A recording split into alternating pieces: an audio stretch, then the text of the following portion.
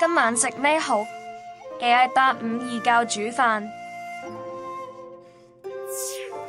今晚可以試下煮呢個鮮甜又香濃嘅料理——日式豚汁鍋。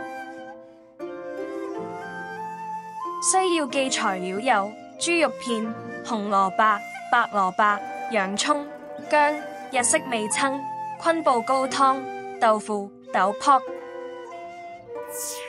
步驟1：先將豬肉片解凍。昆布高湯做法請留意片尾小貼士。步驟2：將紅蘿蔔、白蘿蔔、洋蔥、薑去皮切件。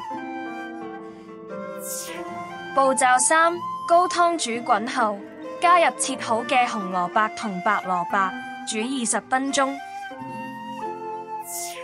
步驟4：將豆腐、豆卜、日式味噌、豬肉片加入，再煮5分鐘。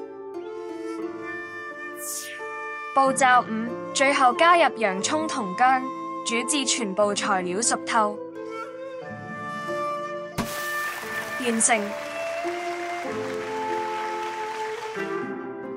食後感：鮮甜香濃嘅日式味噌，連湯都可以飲到一滴不留。涼涼地嘅天氣，食完就暖粒粒。小貼士：昆布高湯嘅煮法，最常見嘅係搭配柴魚片煮成嘅昆布柴魚高湯，但係依家超級市場裏面就有呢種高湯粉可以買到，實在係懶人恩物。